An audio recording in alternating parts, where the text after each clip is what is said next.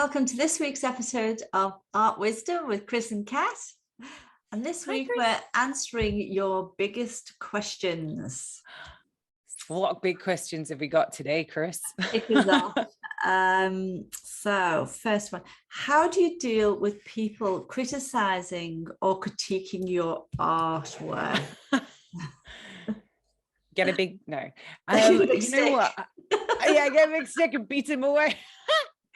It's really hard. You know what? And also, I feel like you can be your biggest critic as well, and that's also hard. Yeah. So I actually had this happen to me recently. Oh, recently. Tell you a story, Chris. Mm. So a mature gentleman, actually, he's a bit older than me, decided that he would take one of my half-finished paintings and drew a load of red circles around it and sent it to me with a big paragraph of like, you should do this and you should do that. Bear in mind, this is my job and it's my full-time profession. Yeah. And I said, look, firstly, it's not finished, but secondly, I just had to say, like, this is kind of, this is actually mansplaining, explaining to me how to finish my painting, and I'm already over it. I'm already doing it. So we had a back and forth chat, which is very polite, because I think being polite is very important, even though sometimes you don't want to take it. Yeah. I want to jump down their throats. But I had to explain to him that I'm trying to think, but like when it's like not uncalled for feedback, but what's the word? When you've not asked for feedback. Yeah. When it's, what's the word? The word's just evaporated. Anyway, where, I was like, you should go and Google like uncalled for feedback or something like that. And just tell me what you find. And he came back and said, oh, it just tells me you're not to do it. And I was like, yeah, it's very rude. And I was like, I actually don't mind I had to explain to him, I don't mind feedback. Feedback is totally fine. Do you know what I mean? Like, feedback is such a gift. Yes. But I was like, you can't, unsolicited, there we go, unsolicited feedback. It's just very rude. And I think sometimes, like, and I do often wonder, and I don't want to make this about gender or anything, but I wonder if I was a male artist, if he would have still done the same. And I don't feel like he would have tried to pick apart my work as much. But I said, look, he's like, oh, he got a bit upset, and he's like, oh, I won't give you any more feedback from now on. And I was like, no, don't give anyone any unsolicited feedback from now on. Make sure you ask the question first, because it's being polite. So that was how I dealt with that one. Yeah, that's a tricky one, isn't it? Because if you're halfway through a painting, you've not got a finished product. So that's really tricky but thing. Also, even if you are totally finished, and it's unsolicited feedback, often the thing is you almost always know the bits that you want to fix it. Do you know what I mean? There's like often, like, I'll come to the end of a painting and I'm unable to make the fixes for whatever reason. Sometimes it's a time constraint or material resource, or sometimes it just has to get out the door. Or it might be something that you look back on in a few weeks' time and you sort of make those realizations. But I think that, I guess dealing with unsolicited advice is very different from dealing with, because I feel like unsolicited advice, although it is very rude, it often they're sometimes coming from a good place, like they sort of want to help.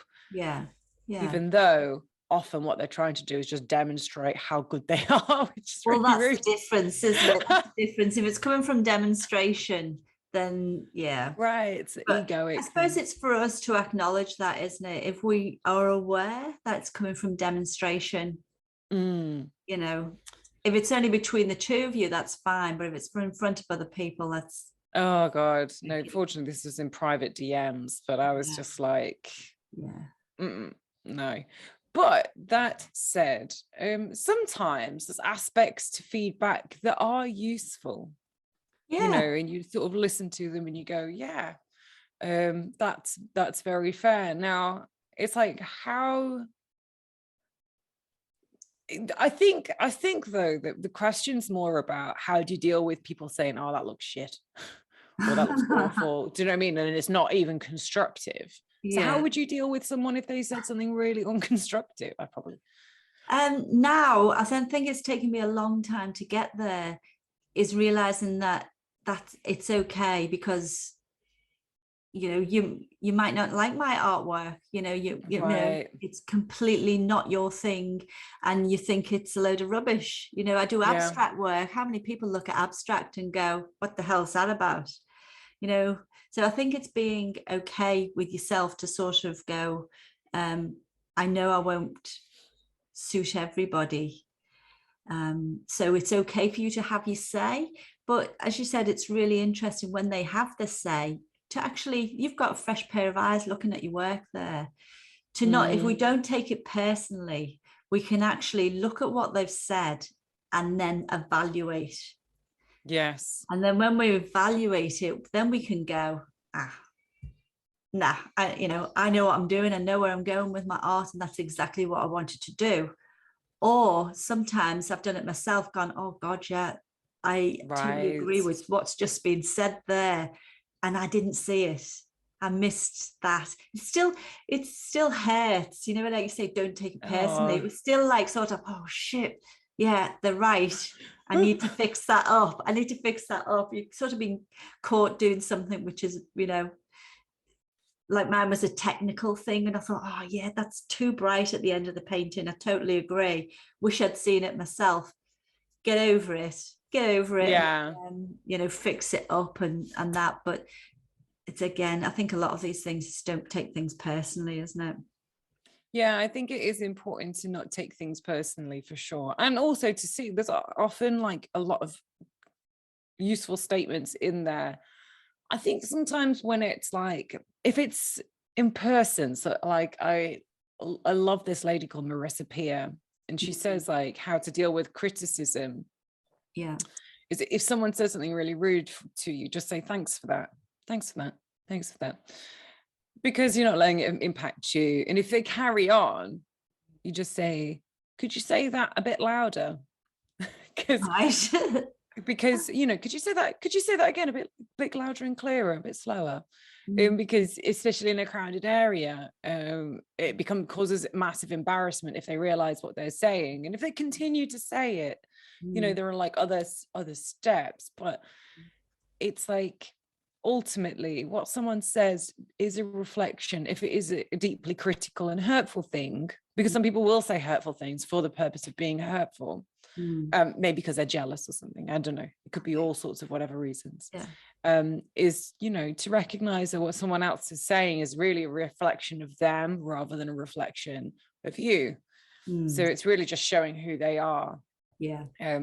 But yeah, so with that information, it's like important not to take it too personally, because people are just saying how they feel. It's not saying what you are, it's how they feel, which is very different. But yeah, I think that there is often a lot of good in taking a step back and seeing, well, is this true? And like my mom loves to tell me how to paint my pictures all the time. I don't mind anymore. It was a bit annoying at the beginning because obviously can't draw, but then I recognized it's just useful feedback, so I like it. And it is important to figure out like where's it coming from.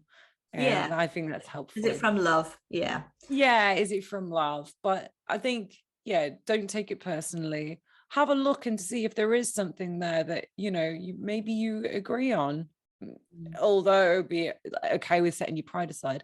Be okay to stand up for yourself if someone is actually giving unsolicited feedback in a really rude manner, like that gentleman sent me. Couldn't believe it. I was like, out of the blue, oh my god. so it's incredibly rude to send that to a professional. I was like, anyway, should we move on to the next question? And then and then the last thing is I forgot the last thing, but You know, just I think we've covered that one. Yeah. Oh, that was a really one that touched you there, wasn't it? Yeah, well, I had a lot of that recently.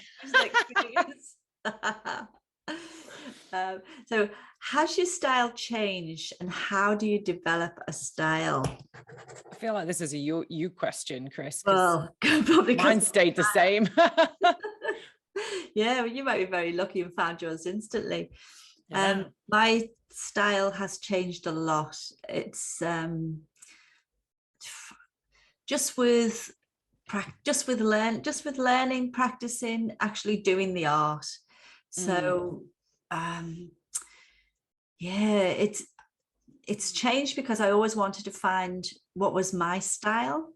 So I've done all sorts of mediums, like acrylic, watercolor, oil paints.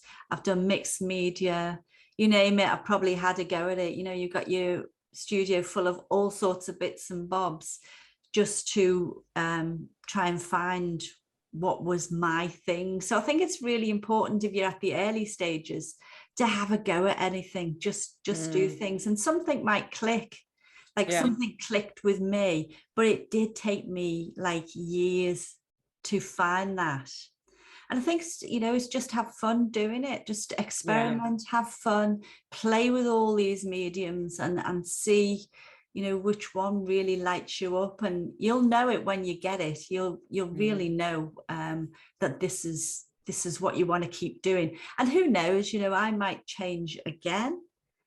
Yeah. You know, I feel like I'm really comfortable with what I'm using now. I feel like I identify with it. I feel like when I do a piece of art, it's me. It is not you. Yeah, it's not sort of a learning of any of the teachers that I've had. It's actually unique to what I do. So I suppose I've developed it through time and experimenting with different mediums. Yeah, I think that would you say that part of this question is just about the craft of doing it, or is it also about it's like your style is also about like the subject matter in a way as well? And or would you say that's a separate thing? Yeah, that's an interesting question, because I'd say for you, the style is the subject matter as well. I might be speaking for you because that's what you do. But my style, I feel like, is the textured oil painting palette knife. I don't really what I paint. I need variety, so that's why I paint lots of different things. Yeah, so that's perfect. Whereas I feel like for me, it's like a big portion of like what my style is actually the subject matter, because it's like so also I think sitting and taking time and figuring out if you know what it is you're passionate about, or you might not be about any specific things, and it might be just the technique and the colors that you love. Because actually I would say that you have a really refined color palette. And although you're not necessarily limited, there is like a color set that you like sort of are more towards. And I kind of like that, whereas I don't necessarily, well, maybe I have very vibrant colors, so maybe that was part of the style as well. Yeah. Although I have thought about painting a little bit more muted. Don't know if I will. Don't know if I will, but I'll give it a try. So yeah, I think also, you know, in and amongst like figuring out your style or your whatever, you know, it is also to figure out what it is that you love painting. It might not be anything specific, and that's totally okay, but in my case it is my everything. Yeah. So I'd say that definitely goes into the style of its space. Right, of course, right. But you suppose you could do that. But there are like lots of people that do different types of space. You know, there are people that will do rocket launches or spaceships, or people who will focus on the moon or whatever. Whereas I I very rarely do planetary bodies. I mainly do galaxies and nebulae, and that's just what I love. I'm a niche within a niche. Yeah, but that's it. A lovely thing, is it? Do what you love. Just do what you love and have fun. I like the idea of making it a playtime, an experimental time. Yeah. And you know what? When I was figuring out my style, I spent a lot of time. I watched a couple of tutorials on YouTube of things to try. So not just blind trying things, because also I would do that, but obviously the challenge is then that sometimes it takes a while to build up the technique, you know. Yeah. Like, you know, so with oil painting, it was very easy because I watched some Bob Ross and that was me. I sort of figured out how to use them. But sometimes, like, I picked up some watercolors and I played with them, but I couldn't really make it work. But I know that people can make them work really well, even with my style of painting. So I think sometimes having a little tutorial in each different medium can actually aid you in actually figuring out if it is right or wrong. Because I think that part of the reason why I stuck with oil for so long is because I never had really any sort of tutorials. So when I did try them, I was like, well, this is no good. But actually, it wasn't necessarily because it wasn't good for what I wanted or because I wouldn't enjoy it. But it was because I didn't really know how to work, like how to do it, if that makes sense. Yeah. Yeah. This sort of leads into next two questions, actually. People say that oil is the hardest medium. What are your thoughts? Is it? Yeah. I don't know why. I've come across so many people in this, you know, you say you use oils and they're like, oh gosh, oils.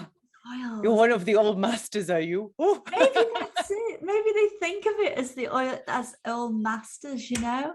Yeah. But through me experimenting using different things, I find oil the easiest thing to do. So I'd always encourage everybody not to be scared of oils, because you've got time to play with it. It's, you know, when I went back to acrylics afterwards, I couldn't use acrylics. Oh God. I think acrylic is hard.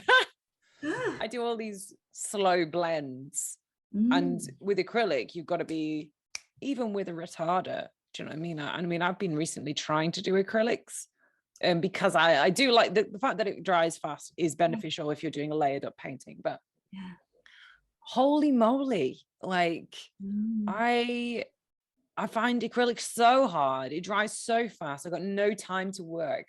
Oil paints, it's there for ages. You can move it around. You don't like it, scrape it back. Right? Super handy. But I do remember being very overwhelmed when I started. All these different mediums, and what's the difference between poppy seed and linseed and safflower oils, and it can be overwhelming. And I think the key is that when you're starting a medium, you don't need to deal with all of it.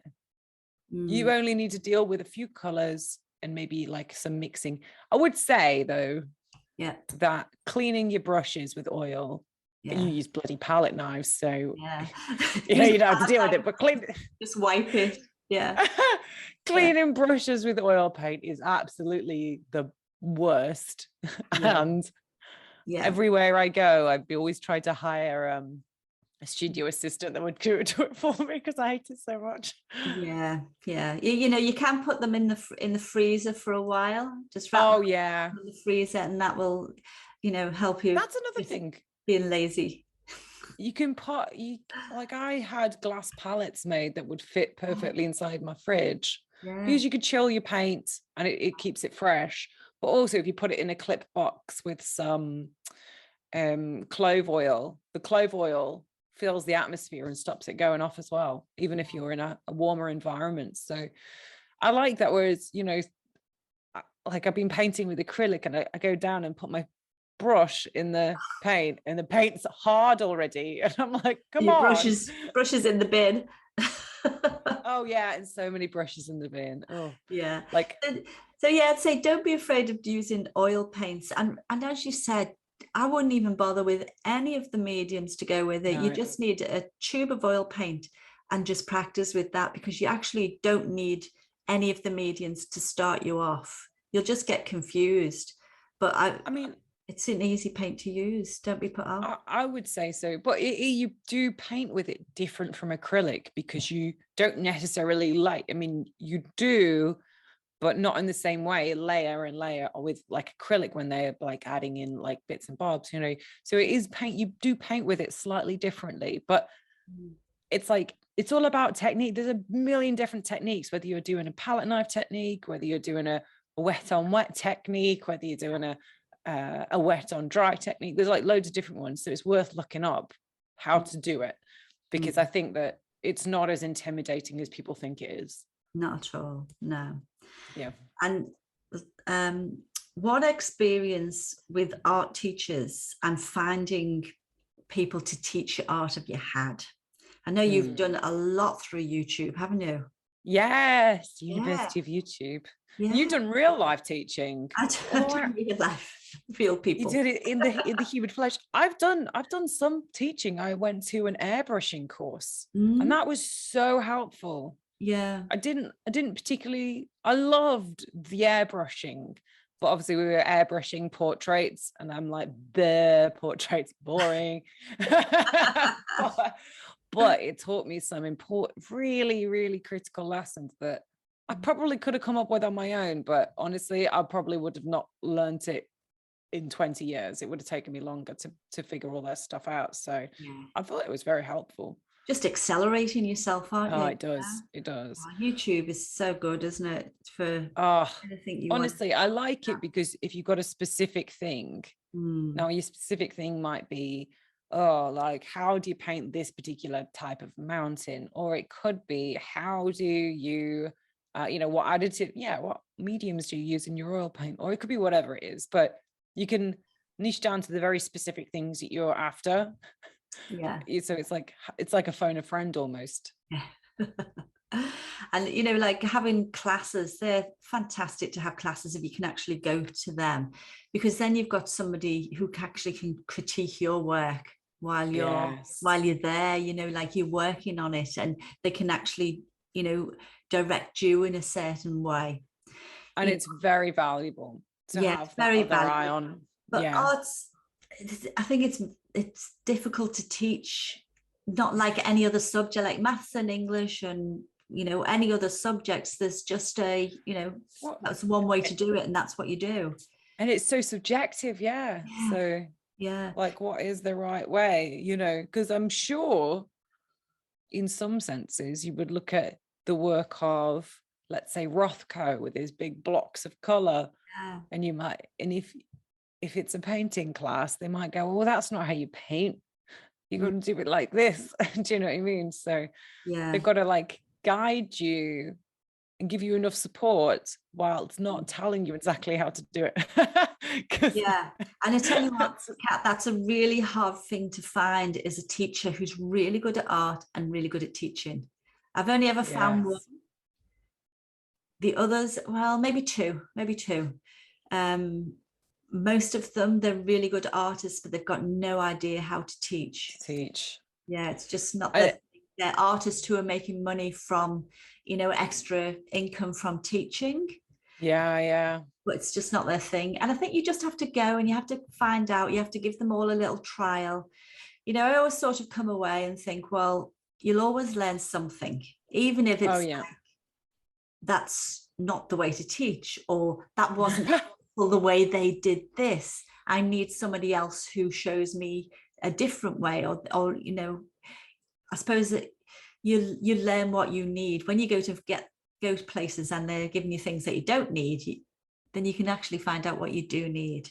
That's very true. But also, what style of teaching you most gel with is quite personal to you as well. So I mean, it's like finding a therapist. Like, it's not a one size fits all, and especially with art teachers, you got to find the right one for you. And they've also got to be good at what they do. Good at what they do. And also, you're not going to, like most art teachers that I've found, you go to them and they'll teach you their style, and so you'll come away and you've learned a certain style to painting, which, like, for me, I was aware of that, and I was also aware that didn't fulfill me.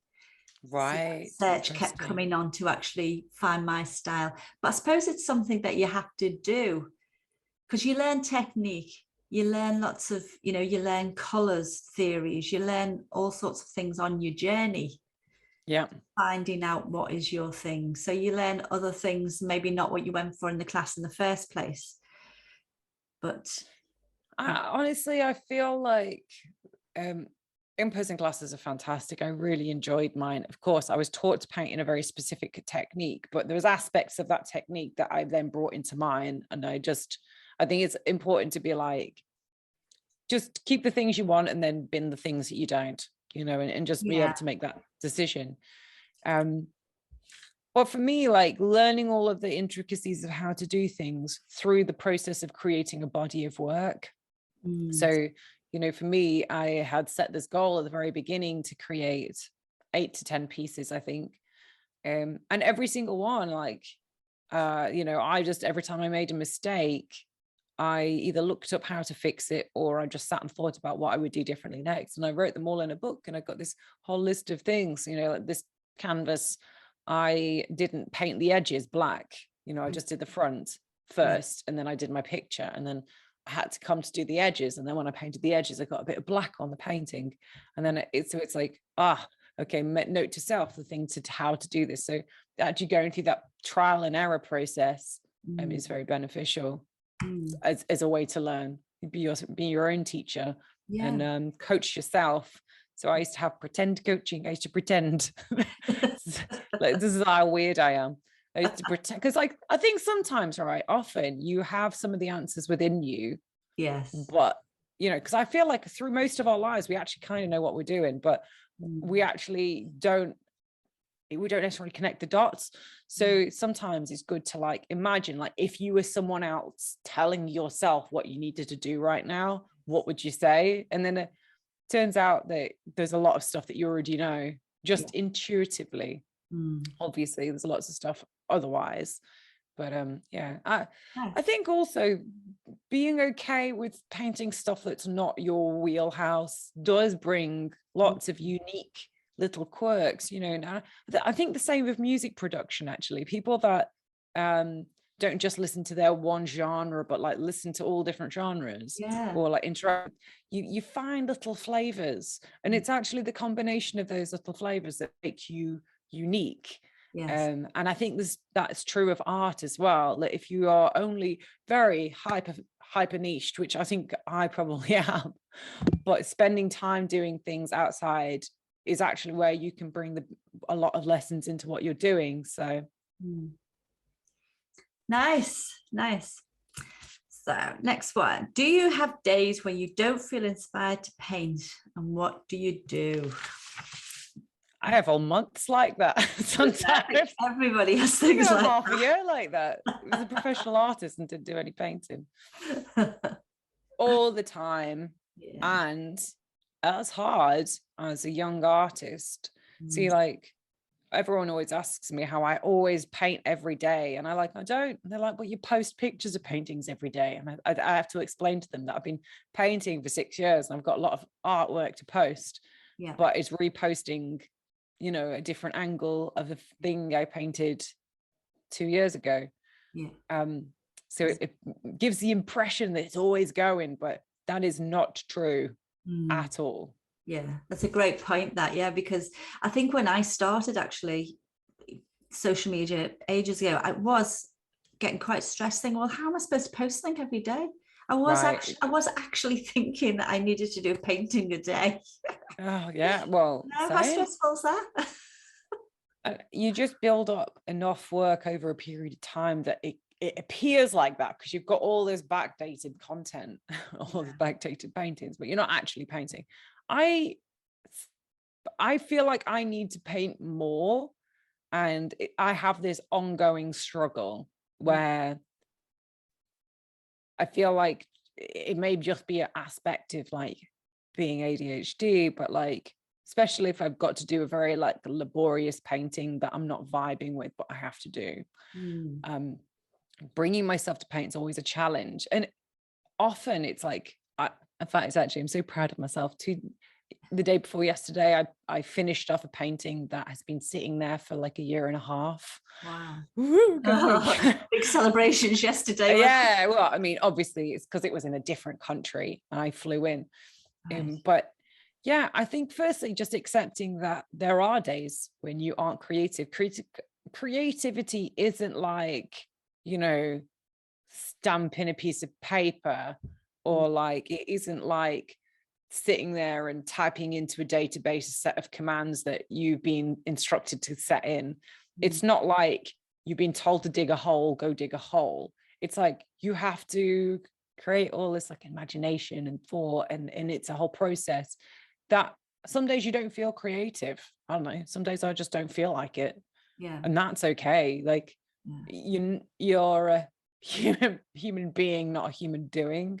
I think. Yeah. And I suppose as well as any job, isn't it? I think like as artists as well, we put that pressure on ourselves that, you know, we should be painting every day because it's our job. But some days, you know, we've all had other jobs. We've gone in and done, you know, probably not that much because you just think, I'm not with it today. I'll just do something maybe more laborious, more just, you know, I'm feeling, easier. Just easier that you want to do. Yeah. A big thing for me though, if I don't feel like doing it and I've got things to work to, well, usually when I've got something to work towards, I'm usually pretty good. Yes. Yeah. The pressure of an event. Other times it's just starting, just get the paintbrush out and start doing something. And then hours are gone before I know it and I'm into it. Yeah. But I think it is just the thing is sometimes it's okay just to go, look, today, do something else. Just do something else. Or, you know, get inspired by like watching something or listening to podcasts. Yeah.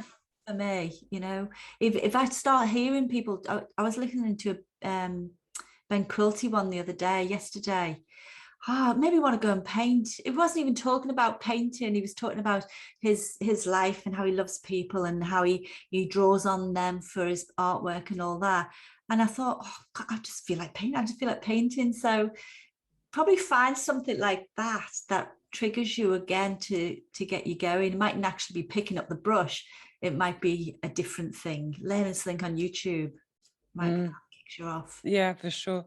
Yeah. I think I have seen advice from people going, well, regardless of how you're feeling, still create. But I actually don't agree with it because I have seen that advice given. Because I know that sometimes if I'm like, especially if I'm feeling a little like, you know what I mean? Like if you're like hormonal and you're feeling a bit, you know, ratty, that painting for me is like you can feel the energy in a painting. And when I'm frustrated, like I have learned that when I've even come to the point of frustration with a painting, which happens all the time, like can't tell you how many paintings end up in the bin and get pulled out, right? We spoke about it last week. But to walk away and just give it a minute or give it a day or give it a week, whatever it needs. Because you often don't create good work at that point, or at least I don't. When I'm one of those angry painters who creates like those things. We're all happy painters, aren't we, Kat? I think. Yeah, and I end up creating stuff, or even worse, damaging work that I've half done, that has taken a long time to do, and then it's like so much progress is lost. So for me, it's like best not to do it. But I think maybe you get to know yourself as well and what works for you.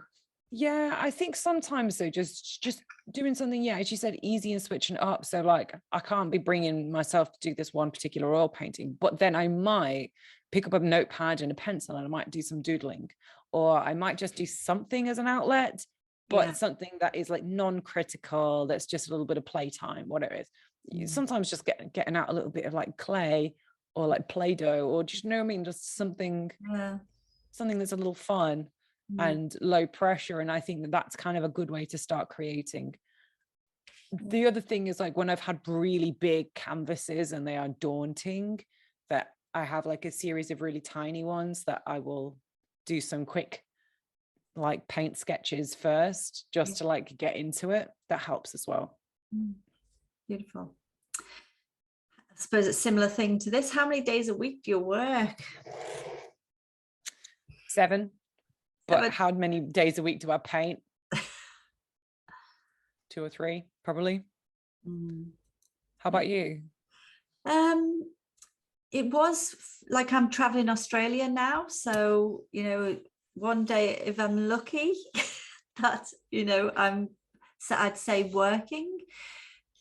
Yeah, some things I just don't class as work though, like I'll be working on the podcast and editing the podcast, just doing them in evenings and that. So before I went away, it was 5 days a week I was in the studio.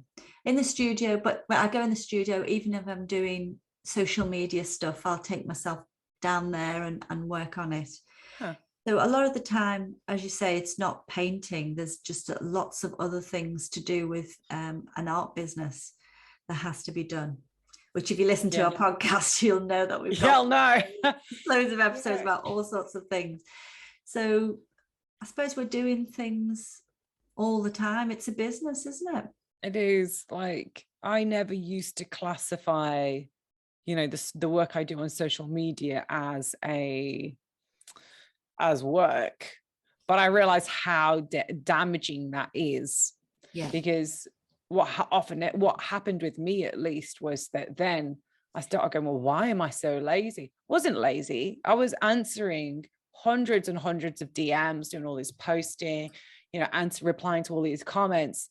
You could just say, oh, well, you're just bumming around on social media, but that's where all my clients are. That's me connecting with my clients. So actually I was doing work all the time, and just had this very negative opinion of myself, that I was a terrible human being and not doing my job.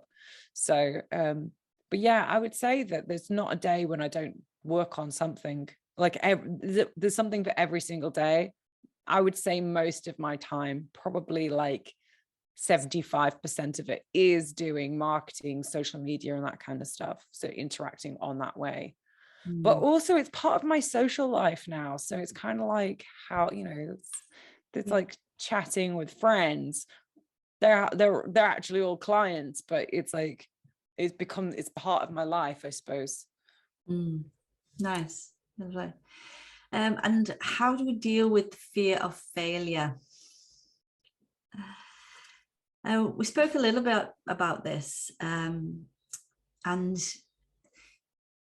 I think we should talk about actually how people think about failure. What is the relationship with failure that you actually have? Oh my God, so important. It's crazy, isn't it? Because failure we all look at as if, we've stuffed up, we've done something wrong. And if you just reframe that to, what did I learn? Because we always learn something. Like from our successes, we don't learn a huge thing from them. You learn almost nothing from the winning. Isn't it? Because the more painful things are, the more that we retain the learning of them. Oh gosh, I'm not going to do that again. So it's like, look at your relationship with failure and actually see what that means to you. Like I've been thinking about this a lot recently, but just learning to love failing. And if the word failure is because it's quite a powerful word, so it's like, just refer to it as learning, like loving to learn, because we learn most from our mistakes. As you said, Chris, like, when you do something wrong, and you write down a bunch of things that you can improve upon next time, it's very different from like when you win or you do something successfully. You learn very little. It's like good sailors train in bad seas, right? Something along those lines. And so when you make lots of mistakes, is where you're like ripe for like improvement and all of that stuff. But I think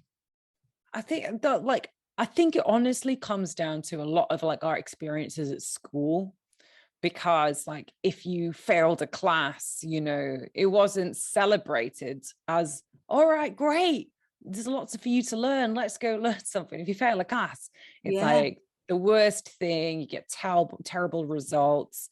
It's an embarrassment. There's lots of shame attached to it. That's a shame. Right. But in reality, failing is so, and also probably within work as well, there'll be like some jobs where you're not allowed to fail. Yeah. Which is counterintuitive, because failure is the number one way in order for people to learn. Obviously, preferably you don't want people to be losing millions of billions of dollars, but it's like, yeah, I would say the biggest lessons for me have always been the most painful. But the ones that went on to like be the reason why I'm successful today. So yeah. So you learned something. You didn't just, like, it's the tendency with failure is that people can start getting into a negative spiral, and then self-talk is just atrocious, like you wouldn't speak to anybody else. But it's like, if you take those lessons, it's not just a feel good thing here where we say your failures, reframe that and go, what have you learned? This is like a massive tool that you can change everything about your life, really. Yeah. I was listening to this speaker and I can't remember who she was, but she used to come home every day from school, and her dad, they'd have dinner around the table, and her dad would say, what did you fail at today? And each of the children had to say what they failed at today. And when they didn't have something that to report back to him, she said, oh, he'd be so disappointed. She said, I'd be searching in my day for something to say that I'd failed at.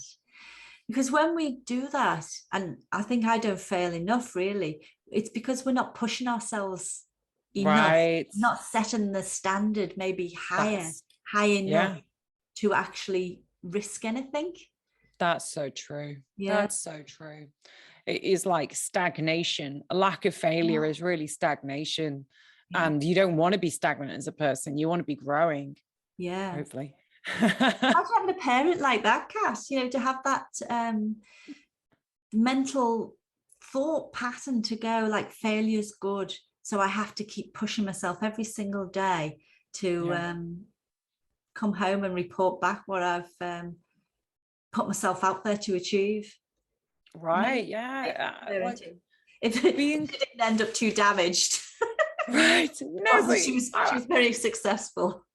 Well, actually, it's not about like, so it's not about like becoming overly focused on negatives. What it is being very comfortable with them, because life is full of missteps and accidents. The journey of 1,000 miles isn't of 1,000 steps, it's of 1,000 stumbles. And if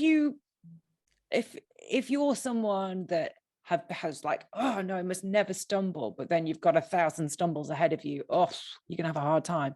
But if the power has been taken away from that word, it's no longer something that's like steeped in shame and all of this stuff. It's just, oh well, it didn't work out at that time, dust yourself off, get back to it. So I think it's very healthy not to be focused on like, constantly wallowing in like failure in the sense of self-pity. No, just being like, like being au-fait to it, because at the end of the day, it's just the birthplace of a lesson. So looking at it that way. If you can go, what did I learn from that? You're not getting into a story, because once you get into the stories, then you're going down a destructive path. But once you go, okay, what did I learn from that? You're on the right track with that. Get really comfortable with it without, I think like this, there are people though that communicate through self-pity, and like kind of wallowing in failure. So they're slightly, you're right, they're like almost two different things. So doing it with it in a positive manner doesn't mean that just because you're positive about it doesn't mean you can't discuss it. In fact, actually, it's important that you become very comfortable with it. Because the career that you've chosen, if you've chosen to be an artist, it's a tough road, and you'll get lots of things of people critiquing your work when you don't want them to, and you know, the struggles that you may go through promoting yourself. There's going to be lots and lots of hurdles on your way. So it's even just painting something, yeah, you know, you have an idea of how you want it to look like, and it does not end up like that, and you go again. But that's okay. That's part of the process. My friend, she's told me that, like you said, you put them in the bin and the next thing you get them out. There's 2 paintings that she told me about. She'd painted over the top of them, just, you know, and then she'd gone back and looked at the photographs that she'd taken of them and went, oh, they're pretty good. It's a bit of distance sometimes, isn't it, before you know, throw the baby out with the bathwater. Oh yeah, for You'd be sure. sick, wouldn't you, looking at them and go, oh, that was actually good. Oh damn it, I've done that where I've had to like finish a painting off and then I look back and I go, it's kind of better before. Yeah. So that's okay. Our last question, what things keep you inspired? You, Chris. Me. Oh, that's nice.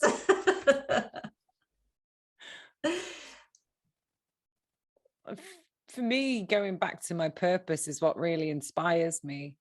And I think about it all the time. And I go back to the moment where I felt everything click into place with me falling in love with the stars. Yeah. And that's amazing. And I think also beyond that, what really, really inspires me is those special moments you have with your collectors when they talk about what the pieces mean to them, because like sometimes that just takes you by surprise. Nice. Yeah. Mine, I suppose it's a process. I love the painting process. When you know, you really get into it and you're doing your thing, you know, you'd have it too. You're not even here, are you? You're somewhere else. You're in the painting when you're doing it. So I love the artwork can transport me to in it, transport me, you know. Yeah, that inspires me to get that feeling. I love that feeling.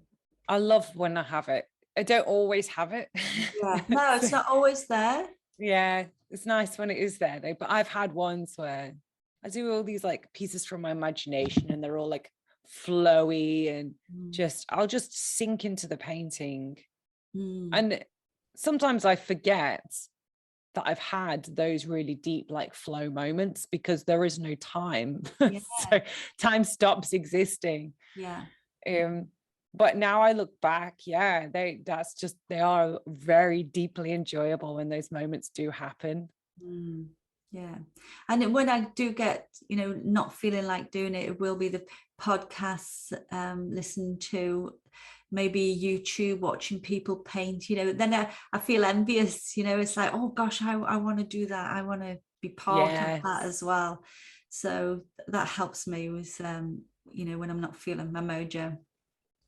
Yeah, I think there is a lot to be said for, you know, when you're watching other people paint and you go, oh, I want to have a go. Yeah. So that is really helpful. What else inspires? Yeah, look, honestly, it just, for me, it consistently comes back to my purpose and my mission. The more I think about it, the more it makes me want to just get out there and do it. But it's not everyone has that. I didn't have that at the beginning. I didn't have this thought out purpose that I was really motivated and driven. I was just compelled to paint space. Didn't know why I was compelled to paint space, but I just was. But I think when you find your why, that is the best. You can't beat it. So any more comments, Chris? Any other questions?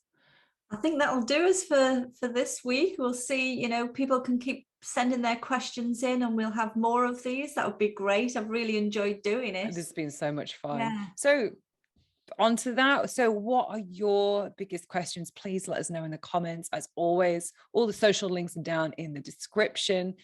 Make sure you give us a follow so you can catch up on all the future episodes. The next episode, we're going to be talking about how you find your niche as an artist. Thanks, Chris. Oh, see you. See you, everyone.